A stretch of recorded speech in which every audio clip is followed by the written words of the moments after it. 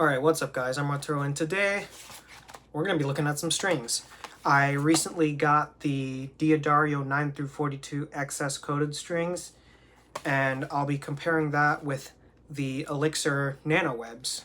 I've been using the Nanowebs and Polywebs for a little over a year now, and ever since I made the change to coated strings because of my freaking really sweaty acidic hands, I've never looked back. I will say that it's definitely a bit of a difference, especially when I do occasionally go back to non-coated strings, because especially with elixirs, they feel a lot stiffer, and I'm assuming it's going to be the same for the Diodarios.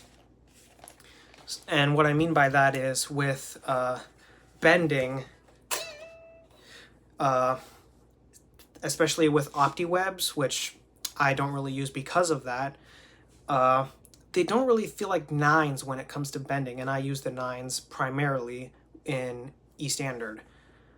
I find that they feel more like 9.5s, sometimes even 10s, especially with the OptiWebs, which is why I've been experimenting with the Nanoweb, Polywebs, and the OptiWebs, and I found that I really like the Nanowebs, and I'm starting to really like the Polywebs too, because I recently put a set of Polywebs on my Fender Strat, and those lasted the longest out of any string I've ever used, but I still like the sound of the Nanowebs. But I'm giving the Diodario XS's a try, so hopefully I can be as unbiased as possible. And today I'll be using my 2021 Schecter Omen Elite 6. I currently have a set of Elixir Nanowebs on here. These are the 9 through 42s. Right off the bat, I can already tell that they do feel pretty stiff, but it's not bad, especially since I have broken in these strings a little bit, so that might change the results of how the XS's will sound. And right off the bat, I can tell that I do need to use some like steel wool or polish on these frets, because over time with coated strings, they do make your frets quite a bit scratchy, so you might have a lot more fret maintenance, and you might also have to do a refret much nearer in the future than you would with non-coated strings, but that should not be a deal breaker if you want to try them out.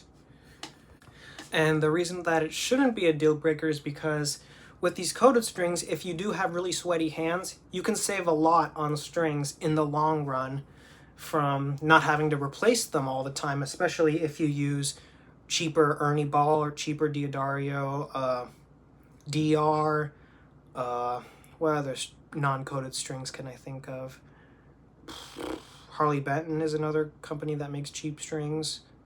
I don't know, basically any non-coated string, you can save a lot if you don't want to spend money on string lubricants, having to spend all the time cleaning your strings, which I do anyways, and from doing that I get even more life out of these. And I think the longest I've had a set last me is 4.5 months at least, and they held their tone for about 2 of those months, but I noticed that they started to die after about the second month, but they still played great.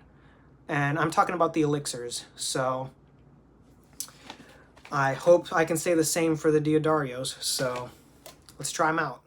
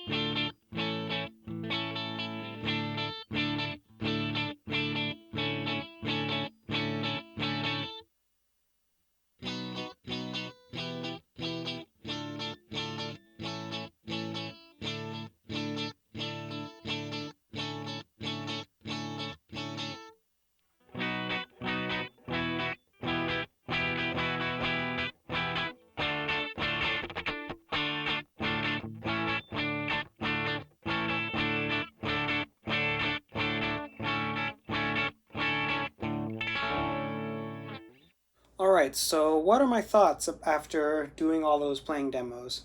And I did play those demos a bit differently each time, so don't deal with it if you didn't like it. But right off the bat, I can tell that the Diodario's are brighter sounding, and it's not significantly brighter, but it is noticeable.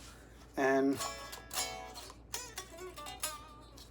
bending feels a lot more easier on this. Not, well, I shouldn't say a lot more, but it doesn't feel as stiff. Like, it honestly feels like I'm playing actual 9s. Well, with the Elixirs, I'm probably playing like 9.25s, 9.5s.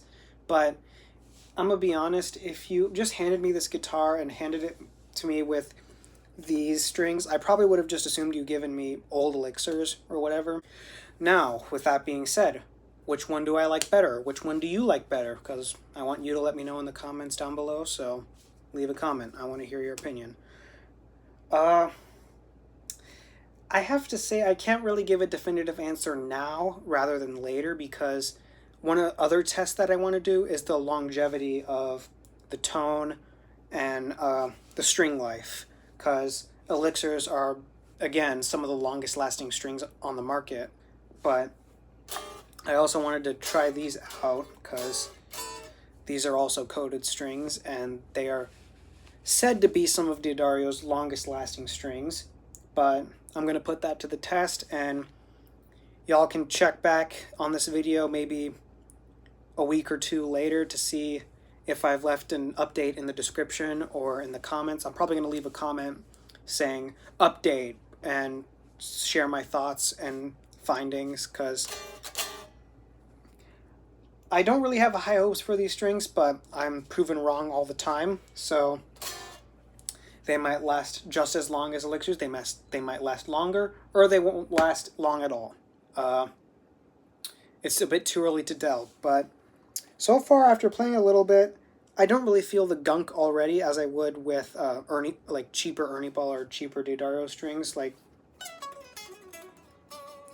they still feel pretty good after having them on for a couple hours, but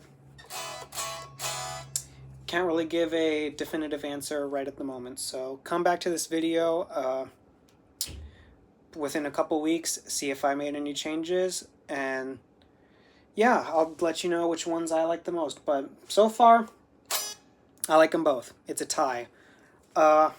Thanks so much for watching. Be sure to like, comment, and subscribe. Let me know if you want to see more videos like this, because I like making them.